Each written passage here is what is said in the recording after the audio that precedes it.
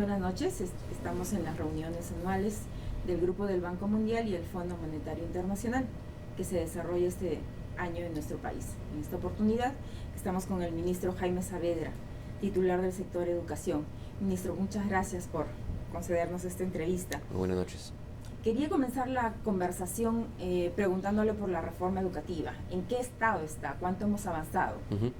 Mira, nosotros ya como país creo que hemos pasado el punto de quiebre, ¿no? En términos, por un lado, de esfuerzo financiero, en términos de mayor gasto en educación, aun cuando partimos de una base muy baja, y por otro lado, en términos de implementar una reforma integral, ¿no? En educación nosotros tenemos que avanzar en diversos frentes de manera simultánea, ¿no? Tenemos que avanzar en el frente, y en lo que ya estamos haciendo, ¿no? De una carrera magisterial meritocrática, ¿no? En el cual le demos las oportunidades de desarrollo profesional a los profesores que se merecen, pero que por otro lado nos asegura que tenemos a los mejores profesores y a los profesores más capacitados al frente de nuestros alumnos. Entonces esa es una ruta absolutamente central.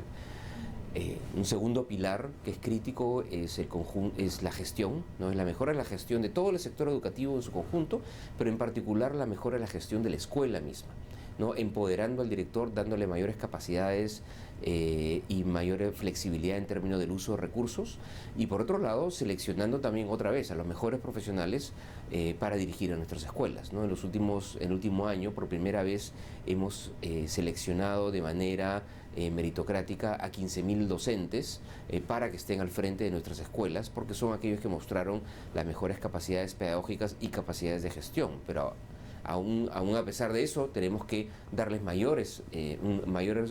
mejor instrumental, ¿no? Para que puedan mejorar su capacidad de gestión y administración de las escuelas.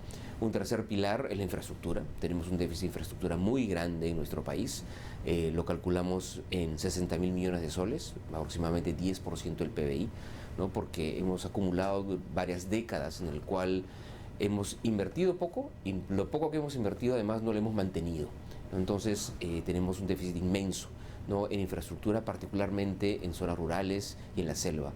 Y en cuarto lugar tenemos que avanzar con todo el conjunto de programas pedagógicos, ¿no? que nos permiten una mejor experiencia del niño y del joven en el aula, ¿no? La ampliación de la jornada completa en secundaria, el Programa Nacional de Inglés, la educación intercultural bilingüe, los colegios de alto rendimiento, ¿no? Entonces, por poner un ejemplo, entonces son 4 pilares, ¿no? Maestros, gestión, infraestructura, programas pedagógicos, y en todos tenemos que avanzar de manera simultánea. Esa reforma ya se empezó, el esfuerzo financiero ya empezó, pero partimos de una base muy baja. Y por lo tanto, a pesar que ya hemos pasado ese punto de quiebre, tenemos que seguir esa ruta durante varios años para que no podamos asegurarnos que todos nuestros niños tienen la educación que se merecen. ¿A qué se refiere con punto de quiebre? ¿Quiere decir que nuestra educación ya tocó fondo, que ahora en adelante es para arriba? Mira, dos cosas. Uno es que yo diría quizás sí ya tocamos fondo, en el sentido que salimos últimos en PISA en el año 2012, entonces ya más abajo no hay, que salir últimos. Claro, no somos últimos del mundo, ¿no? Que es a veces la confusión, no de los medidos. Los países que participan en esta prueba que mide el aprendizaje de los chicos de 15 años son los países desarrollados y los países de ingreso medio de América Latina, ¿no? Esos son los países que participan en la prueba PISA. Ahí salimos últimos. Pero cuando yo digo que ya estamos más allá del punto de quiebre es porque, por ejemplo, ya tenemos 2 años en los cuales hemos incrementado el esfuerzo financiero de manera sustancial en educación, pero eso tiene que continuar, ¿no? Estos 4 pilares, ¿no? Ya están avanzando, ya se están implementando. No es que los vamos a implementar, no, ya se están implementando, pero a lo que voy es que ya hemos pasado ese punto de quiebre, ya estamos en una ruta ascendente, pero recién empezamos en esa ruta, estamos partiendo de una base muy baja y esa ruta se tiene que continuar de manera tenaz, persistente y sostenida durante los próximos años. Ministro, usted ha disertado dentro del foro en el que nos encontramos acerca de la inequidad en educación y bueno, lamentablemente nuestro país es muy inequitativo en cuanto a educación. esos 4 pilares que usted nos menciona nos van a ayudar, me imagino están en consonancia para tratar de terminar en un tiempo determinado, un plazo determinado, con esa situación que margina de la sociedad o de la economía a un buen grupo de peruanos. Mira, por un lado nosotros tenemos que continuar en una senda de esfuerzo financiero muy agresiva, ¿no? Eso ya pasó con el presupuesto del 2015, en que se incrementó el presupuesto en medio punto del PBI. Tenemos un incremento adicional sustancial también en el presupuesto del 2016. Entonces, en este gobierno vamos a ver incrementado el esfuerzo relativo, el esfuerzo en educación, de 3% del PBI a casi 4% del PBI. Vamos a ver incrementado el presupuesto en términos de gasto en casi 90%, si comparamos 2011 con el 2016. Entonces, el esfuerzo financiero ya empezó, ¿no? Y hay que continuar en esa senda acelerada. ¿Y por qué necesitamos mucho más dinero? Es porque tenemos que asegurarnos que le damos la oferta educativa que se merecen todos nuestros niños. Pero para que eso pase, es muy posible que lo que nosotros tengamos que gastar en educar a un niño aquí en San Borja, donde es esta reunión, sea menos de lo que tenemos que gastar para darle el mismo servicio con la misma calidad a un niño a 4.000 metros de altura o a un niño en el medio de la selva, ¿no? El gasto unitario probablemente tenga que ser mayor, ¿no? Y así tiene que ser, ¿no? Y eso no lo hemos hecho así. Entonces vamos a tener que incrementar nuestros gastos de tal manera que aseguremos que le damos a todos los niños, independientemente de dónde nacieron, de quiénes son sus padres, ¿no? De si es rural o es urbano, darle un servicio educativo de calidad. Eso lamentablemente no ha pasado en las últimas décadas en nuestro país. Nosotros vamos en particular, por ejemplo, vamos a la selva y vemos muchísimos colegios, ¿no?, que están con una pésima infraestructura, ¿no? Y a veces uno va a la selva y dice, ¿en qué momento, hace cuántas décadas que este país se olvidó de esos niños? Entonces, eso es algo que no vamos a poder corregir mañana. En Loreto nada más hay 4.000 escuelas. Hay 4.000 escuelas. Entonces, si yo digo, en Loreto vamos a construir 100 escuelas el próximo año, uno diría, bueno, está muy bien. Bueno, faltan 3.900, ¿no? Entonces, es un esfuerzo que nos va a demorar como país, ¿no? Pero tenemos ya que empezar esa senda, ¿no? Y eso implica, como tú estás sugiriendo, que tenemos que tener un esfuerzo muy consciente de que hay zonas específicas en las cuales tenemos que invertir más, mejor y de manera más creativa, ¿no? Nosotros estamos dando bonos, por ejemplo, a los profesores en zonas rurales, en el proceso de nombramiento de nuevas plazas, las 20.000 nuevas plazas que se están creando este año, 2/3 son para zonas rurales.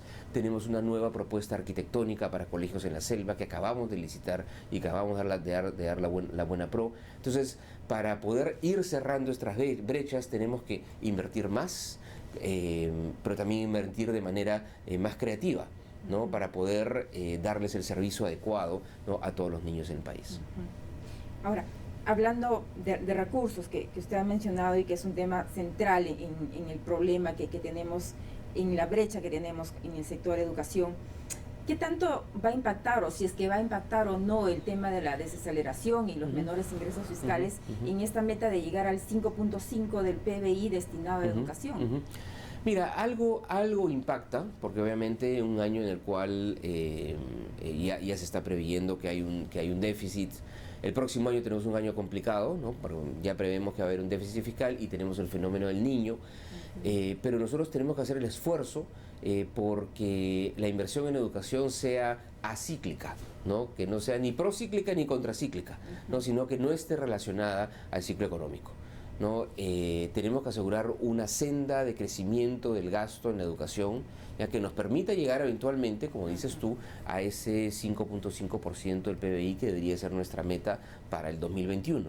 No, ahora, nosotros ya nos hemos propuesto metas en el pasado y no las hemos cumplido, ¿no? El año 2003 se firmó un acuerdo nacional y en el acuerdo nacional se dijo que el presupuesto en educación se iba a incrementar en 0.25 del PBI, un cuarto de punto del PBI todos los años, ¿no? Y en esa época estábamos en 3% del PBI.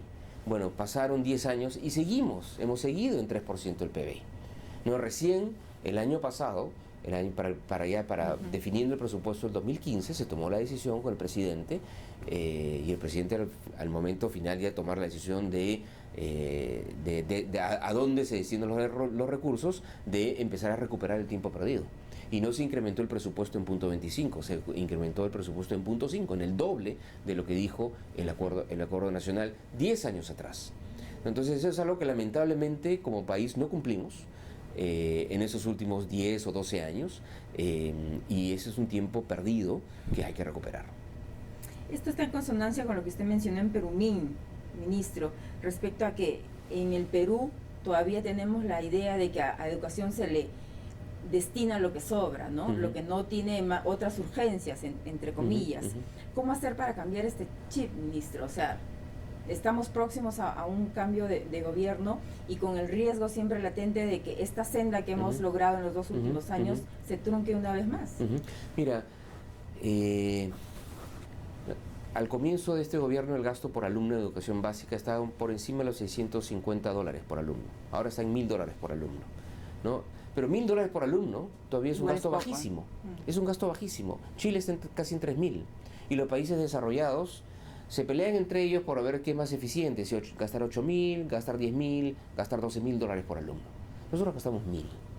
Entonces, si nosotros gastamos 1.000, solamente hay una dirección, ¿no?, que ese cambio puede tener, que es incrementar, ¿no? Y ese incremento tiene que ser sostenido, ¿no? Si no hacemos eso, simplemente no vamos a poder ser un país desarrollado, ¿no? Es así de sencillo, es así de sencillo, ¿no? Si es que como país no tomamos la decisión de invertir de una manera muy agresiva en educación, simplemente en un proceso de desarrollo y crecimiento sostenido no se va a dar, no se va a dar. Entonces es una cuestión de elección. Si el país le da la gana de ser un país en el cual la gente tiene la posibilidad de salir de la pobreza por sí mismos, la gente tiene la posibilidad de crearse su propio futuro, ¿no?, que las habilidades de la gente se cultivan, bueno, hay que invertir en más educación. Si decidimos no invertir en educación, entonces decidimos ser un país mediocre, ¿no? Depende de nosotros, depende de lo que querramos hacer. Ahora, lo que sí es cierto es que implica también, hay un reto muy importante de seguir creando las capacidades dentro del sector de educación para efectivamente absorber los recursos que se necesitan, ¿no? En algún momento se dije, bueno, no le podemos dar al sector de educación más recursos porque no tiene capacidad de gasto. Bueno, hay que hacer las dos cosas, pero es como el huevo y la gallina, ¿no? No le doy los recursos porque no tiene capacidad de gasto y no tiene capacidad de gasto porque no tiene recursos, ¿no? Entonces, bueno, hay que crear las dos cosas simultáneamente, ¿no? Y es un proceso en el cual, que no es fácil, es complejo, ¿no?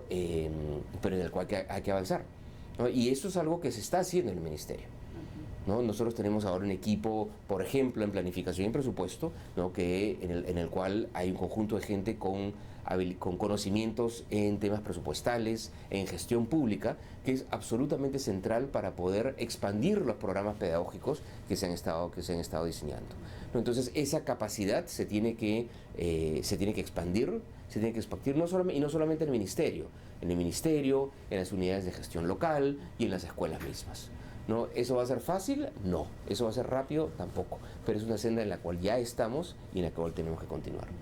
Ministro, mucho se ha hablado que la mejora de la educación también pasa por la alianza con el sector privado.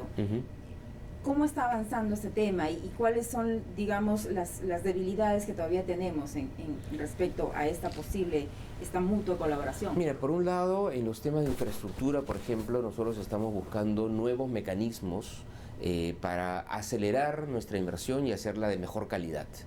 No es para ahorrarnos plata, porque nada es gratis en esta vida, ¿no? Pero sí a través de mecanismos como obras por impuestos o alianzas público-privada podemos construir infraestructura educativa de mejor calidad y más rápido, ¿no? Entonces es una ruta en la cual recién estamos empezando a transitar, porque casi no habían obras por impuestos en el sector de educación, ¿no? Ahora ya hay, ¿no? Pero todavía los montos que tenemos, si bien se han incrementado, palidecen respecto de la magnitud de la brecha, que tenemos. Entonces, esa es una senda en la cual tenemos que seguir, caminando, ¿no?